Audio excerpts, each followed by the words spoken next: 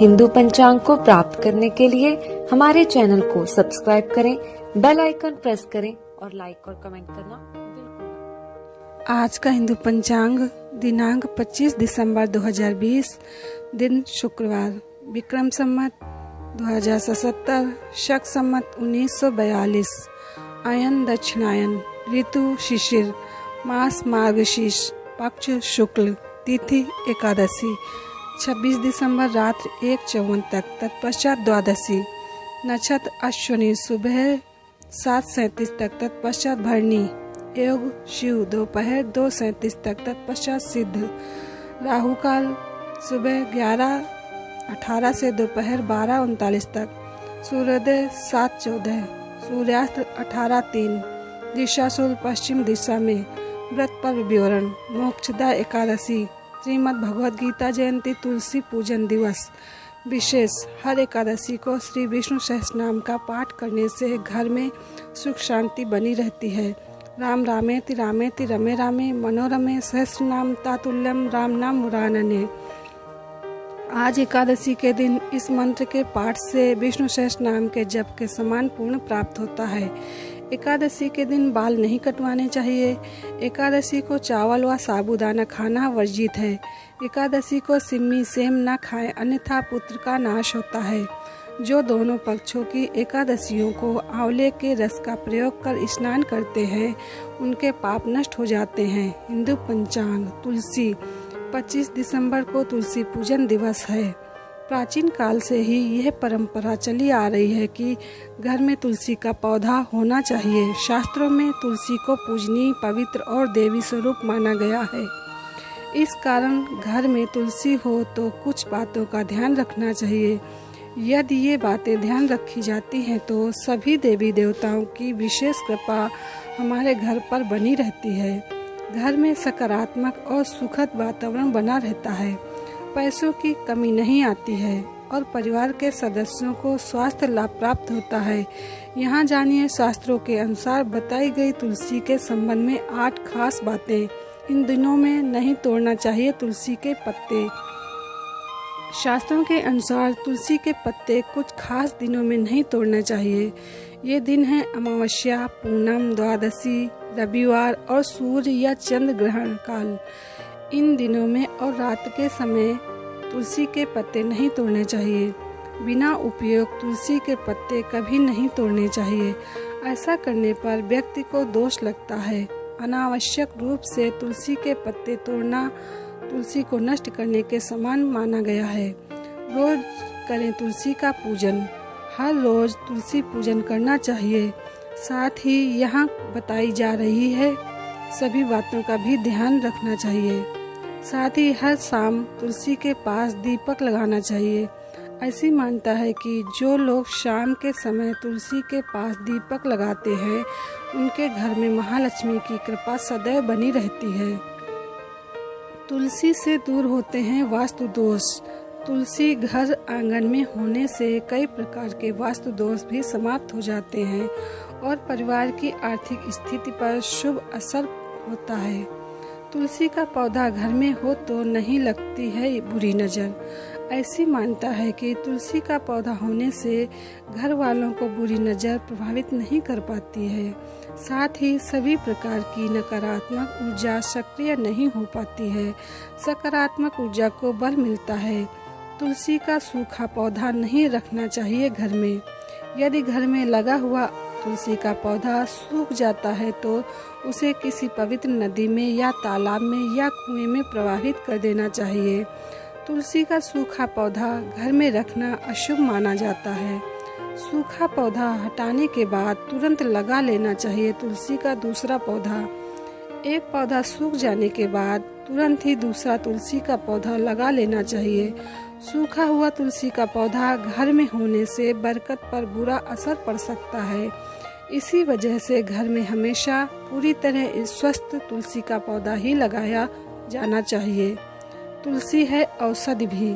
तुलसी का धार्मिक महत्व तो है, साथ ही आयुर्वेद में इसे संजीवनी बूटी के समान माना जाता है। तुलसी में कई ऐसे गुण होते हैं जो कई बीमारियों को दूर करने और उनकी रोकथाम करने में सहायक है।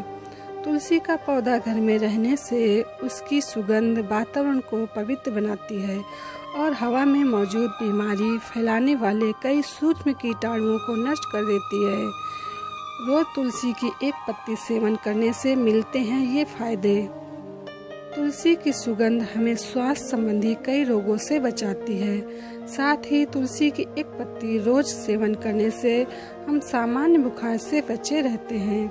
मौसम परिवर्तन के समय होने वाली स्वास्थ्य संबंधी परेशानियों से बचाव हो सकता है।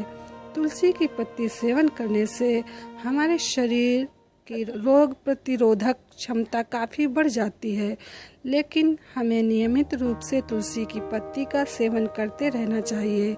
हिंदू पंचांग, श्रीमद् भगवद गीता जयंती गतांग से आगे जानिए भगवद गीता के 9 बेहतरीन मैनेजमेंट सूत्र, जिनमें छुपा है आपकी हर परेशानी का हल।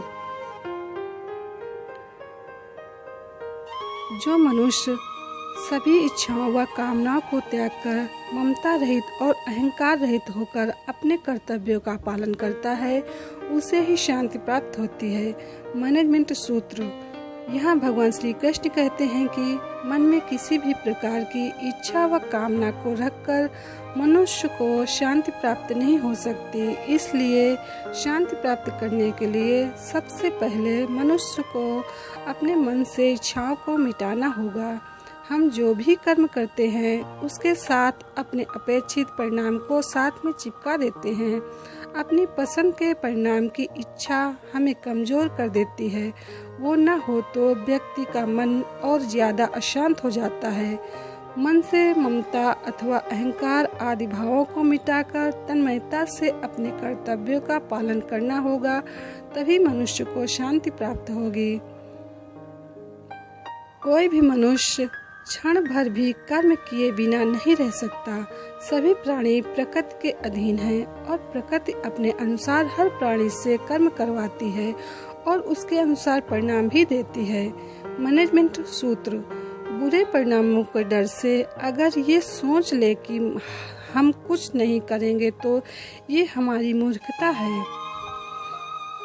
खाली बैठे रहना भी एक तरह का कर्म ही है, जिसका परिणाम हमारी आर्थिक हानि, अपयश और समय की हानि के रूप में मिलता है। सारे जीव प्रकृति यानी परमात्मा के अधीन हैं। वो हमसे अपने अनुसार कर्म करवा ही लेंगे और उसका परिणाम भी मिलेगा ही। इसलिए कभी भी कर्म के प्रति उदासीन नहीं होना चाहिए। अपनी क्षमता और विवेक के आधार पर हमें निरंतर कर्म करते रहना चाहिए।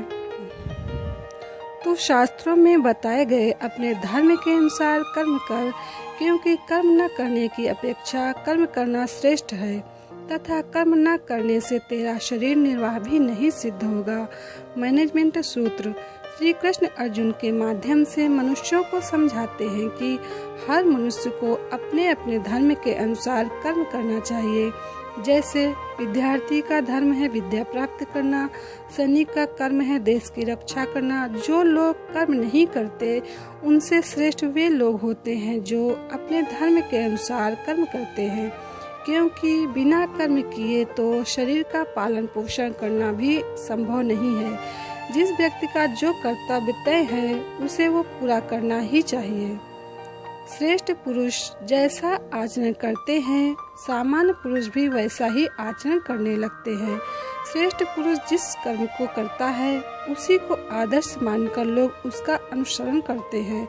मैनेजमेंट सूत्र, यहाँ भगवान श्री कृष्ण ने बताया है कि श्रेष्ठ पुरुष को सदैव अपने पद व गरिमा के अनुसार ही व्यवहार करना चाहिए, क्योंकि वह जिस प्रकार का व्यवहार करेगा सामान्य मनुष्य भी उसी की नकल करेंगे। जो कार्य श्रेष्ठ पुरुष करेगा सामान्य जन उसी को अपना आदर्श मानेंगे। उदाहरण के तौर पर अगर किसी संस्थान में उच्च अधिकार पूरी मेहनत और निष्ठा से काम करते हैं तो वहाँ के दूसरे कर्मचारी भी वैसे ही काम करेंगे, लेकिन अगर उच्च अधिकारी काम को टालने लगेंगे तो कर्मचारी उनसे भी ज्यादा आलसी हो जाएंगे। ज्ञानी पुरुष को चाहिए कि कर्मों में आसक्ति वाले अज्ञानियों की बुद्धि में भ्रम अर्थात कर्मों में अश्रद्धा उत्पन्न न करें, किंतु स्वयं परमात्मा के स्वरूप में स्थित हुआ और सब कर्मों को अच्छी प्रकार करता हुआ उनमें भी वैसे ही करवाए, उनसे भी वैसा ही कराएं। मैनेजमेंट सूत्र। ये प्रतिस्पर्धा का दौर है, यहाँ हर कोई आगे निकलना चाहता है। ऐसे में अक्सर संस्थानों में ये होता है कि कुछ चतुर लोग अपना काम तो पूरा कर लेते हैं, लेकिन अपने साथी को उसी काम को टालने के लिए प्रोत्साहित करते हैं या काम के प्रति उसके मन में लापरवाही का भाव भर देते हैं। श्रेष्ठ व्यक्ति वही होता है जो अपने काम से दूसरों के लिए प्रेरणा का स्रोत बनता है। संस्थान में उसी का भविष्य सबसे ज्यादा उज्जवल भी होता है। हे अर्जुन, जो मनुष्य मुझे जिस प्रकार भजता है यानी जिस इच्छा से मेरा स्मरण करता है, उसी के अनुरूप मैं उसे फल प्रदान करता हूँ। सभी लोग सब प्रकार से मेरे ही मार्ग का अनुसरण करते हैं। मैनेजमेंट सूत्र। इस श्लोक के माध्यम से भगवान श्री कृष्ण बता रहे हैं कि संसार में जो मनुष्य जैसा व्यवहार दूसरों के प्रति करता है, दूसरे भी उसी प्रकार का व्यवहार उसके साथ करते हैं। उदाहरण के तौर पर जो लोग भगवान का स्मरण मोक्ष प्राप्ति के लिए करते हैं, उन्हें मोक्ष की प्राप्ति होती है। जो किसी अन्य इच्छा से प्रभु का स्मरण करते हैं, उनकी वह इच्छाएं भी प्रभु कृपा से पूर्ण हो जाती हैं। कंस ने सदैव भगवान को मृत्यु के रूप में स्मरण किया, इसलिए भगवान ने उसे मृत्यु प्रदान की।